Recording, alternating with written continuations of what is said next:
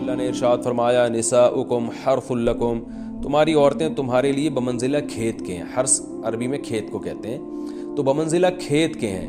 جیسے بیج ڈالا جاتا ہے کھیت میں اور اس سے پیداوار بڑھتی ہے، تو عورت کی جو ایک حیثیت ہے، نیچر نے جو اس کی ایک حیثیت متعین کی ہے، وہ بھی ایک نسل بڑھانے کا ذریعہ ہے، جس میں مرد کا جو اسپم ہے وہ بطور بیج کے ہے اور جو اولاد ہے وہ ایک پیداوار کی طرح ہے. تو اللہ نے یہ یاد رکھیں، اس آیت کو بہت سارے غیر مسلموں نے عورت کے خلاف بہت نیگیٹیوٹی پھیلائی ہے کہ دیکھو اسلام عورت کی توہین کرتا ہے، اس کو کھیتی سے تعبیر کرتا ہے. تو کچھ لفظ کسی اور زبان میں جب وہ جاتے ہیں تو وہ توہین کا معنی دیتے ہیں. عربی میں جو حرث کا معنی ہے یہ تعظیم کے لیے ہے، توہین کے لیے نہیں ہے. اردو میں جو کھیتی کا معنی ہے وہ توہین کے لیے استعمال ہوتا ہے. کھیتی یعنی جو پاؤں میں روندی ڈالنے والی، اور زمین جو ہے پاؤں میں گویا روندی، اس کو روندا جا رہا ہے. تو اس لیے اس کا اردو میں بالکل اسی طرح جو لوگ ترجمہ کر دیتے ہیں کہ عورتیں تمہاری کھیتیاں ہیں، تو یہ ترجمہ میرا خیال ہے اس لیے درست نہیں ہے کہ اردو میں اس کا مفہوم ہی چینج ہو جاتا ہے. یعنی گویا ایک عزت کے لیے جو لفظ اللہ نے استعمال کیا وہ ذلت کا ذریعہ بن جاتا ہے. تو اس لیے کسی بھی زبان میں جب ہم کسی بھی لفظ کا ترجمہ کرتے ہیں تو اس زبان کے ہمیں محاوروں کو دیکھنا چاہیے کہ اس زبان میں یہ لفظ کس معنی میں استعمال ہو رہا ہے. مثال کے طور پر ہو سکتا ہے کتا کا لفظ کسی زبان میں وفاداری کے لیے استعمال ہوتا ہو، کسی کو لوگ ڈاگ کہتے ہوں تو اس کا مقصد ہوتا ہے وفادار انسان ہے، لیکن ہمارے ہاں اردو میں گالی ہے وہ، اور آپ بولیں کہ بھئی وہ فلاں قوم ڈاگ کہتی ہے تو ہم کتا کہیں گے، تو آپ جب اس کا ترجمہ اردو میں کریں گے تو کتے سے نہیں کر سکتے.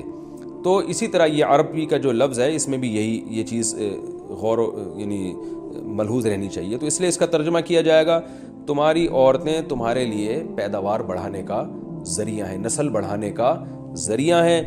فاتو حرثکم، تم اپنے اس نسل بڑھانے کے ذریعے کے پاس آؤ، انا شئتم، جیسے چاہو، وقدموا لانفسکم، اور اپنے نفسوں کے لیے آگے بھیجو. یعنی اولاد کی نیت سے آیا کرو زوجہ کے پاس اور آخرت کے لیے انتظام کرو، یعنی اولاد پیدا کر کے جو تاکہ دنیا اور آخرت میں تمہارے لیے، فیوچر میں تمہارے لیے کام آئے.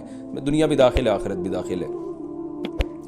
تو یہ آیت کا بھی ایک شان نزول ہے کہ صحابہ کرام تو چونکہ جو خواتین تھیں مکہ میں صدیوں سے وہ لوگ آباد تھے، ان کے سفر خاص طور پہ عورتوں کے سفر بہت ہی کم ہوا کرتے تھے.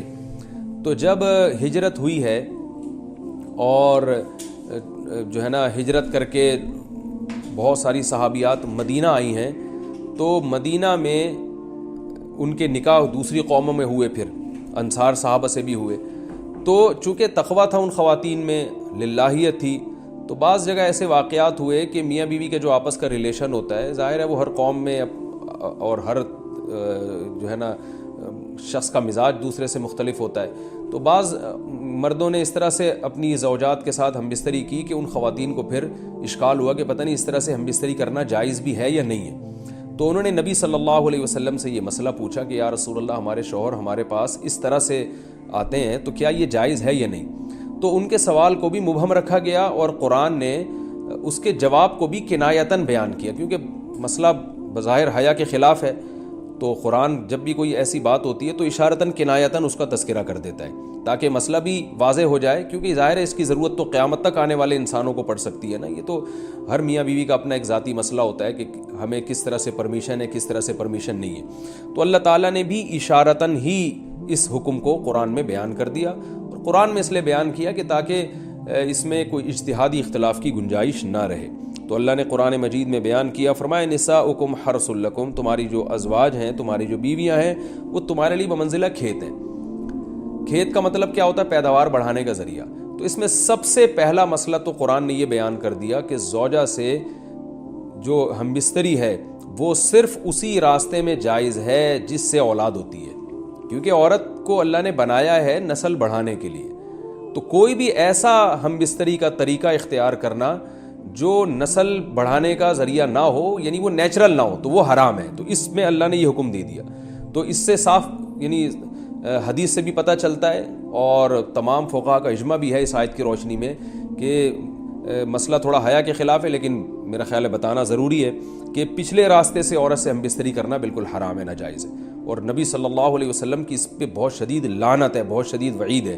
تو یہ بالکل اللیگل ہے اسلام میں کہ عورت کے پچھلے راستے سے اس سے ہم بستری کی جائے. جو لوگ لڑکوں سے بدفعلی کے عادی ہوتے ہیں ان کو یہ ایک چسکا لگ جاتا ہے تو یہ حرام ہے، ناجائز ہے، کیونکہ اللہ نے بتا دیا کہ یہ تمہارے لیے بمنزلہ کھیت کے ہیں۔ تو اس میں قرآن نے وہ جو سوال تھا نا اس کی طرف اشارتاً جواب دے دیا، اور آگے فرمایا فاتو حرثکم، تم اپنے کھیت کے پاس آؤ، یعنی پیداوار بڑھانے کا جو ذریعہ ہے اس جگہ کی طرف آؤ، انا شئتم، جیسے چاہو، یعنی باقی جس طرح سے تم چاہو زوجہ سے ہم بستری کر سکتے ہو، اس میں کوئی خاص طریقہ متعین نہیں ہے، میاں بیوی کا ایک دوسرے سے کوئی پردہ نہیں ہے، ہن لباس لکم وانتم لباس لہن، یہ دونوں ایک دوسرے کے لیے لباس ہیں، تو اس میں طریقہ کار کوئی بھی ہو سکتا ہے، کسی بھی طرح سے کرنا چاہو ایک دوسرے سے لطف اندوز ہو سکتے ہو، لیکن فاتو حرثکم، آنا موضع حرث میں ہے۔